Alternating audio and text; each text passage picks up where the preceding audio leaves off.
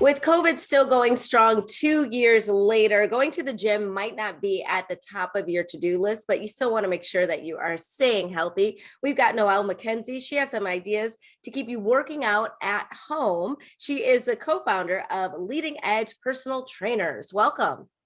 Thank you. Thanks for having me. I'm happy to have you here. Tell me a little bit about your business.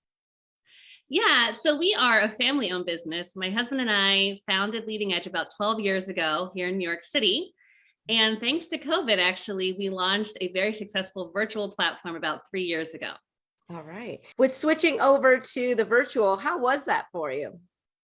You know, at first it felt really risky. We were really unsure of how receptive our clients would be because we had to also move our clients that train in person now to virtual.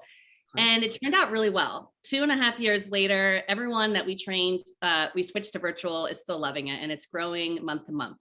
So do you have any tips for people who say that they want to keep their home workouts separate from their actual home? Like, how do you do that? Yeah, I totally get it. Being a mom of a toddler, it's tricky. But I think the most important thing is to have a separate workout space. So it doesn't have to be very big. A lot of times I just say, as long as you have a yoga mat that you can roll out in that space, that's plenty big enough. Try to keep it out of your common area. All right. And then what sort of equipment might we want to get for our home workouts? Yeah, so because you're working out from home, you probably don't have a lot of space. Yeah. But the good thing is, for a good workout, you don't need to have a lot of equipment. We really like to rely a lot on kettlebells because they're functional, they're dynamic, you can train total body, they're fun, and it's really easy to progress with them. So just a couple sets of kettlebells, maybe some resistance bands, a yoga mat, and you're good to go. How do you make your home feel like a place that you actually want to work out in? I feel like you come home after a long day, or you've been in the house all day because we've been quarantined, and you're just like, I don't want to do that. How do you Yeah. motivate yourself to go to that corner and actually do it? Yeah.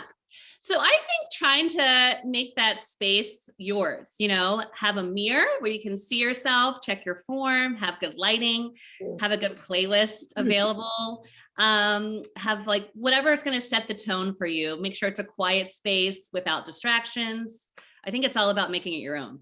And do you have any suggestions for making that workout our own as well? I mean, just to make the workout super successful. If we're going to do it 15 minutes, 20 minutes, an hour, get everything that we can get out of it. Absolutely. So I highly recommend training total body with compound movements. You're going to get more bang for your buck. Okay. So doing things like squats, hinging, it's going to incorporate more muscle groups at once. So you're able to train total body in just as little as 15, 20 minutes. Very effective. It is important to make sure that you have a coach, because I think that's going to help us stay on track. Can you just tell us real quick why that's so significant? Absolutely. So people forget it's not just about motivating yourself to work out. It's making sure that you're going to see the results that you want. And that's where program design really comes into play. Having a coach who can not only just keep you accountable, but also formulate a program that's going to help you see results week to week is really what's going to keep you going and help you see those results most quickly. All right. So if we want to get some more tips from you, and maybe also jump on and get involved with some of these coaches too, how do we do that? Yes. So you can check us out at leadingedgeny.com. You can also email us at info@leadingedgeny.com as well. All right. Perfect. Noelle McKenzie, thank you so much for being with us. We really appreciate it. And we'll be right back with more Midday Maryland right after this. Stay tuned.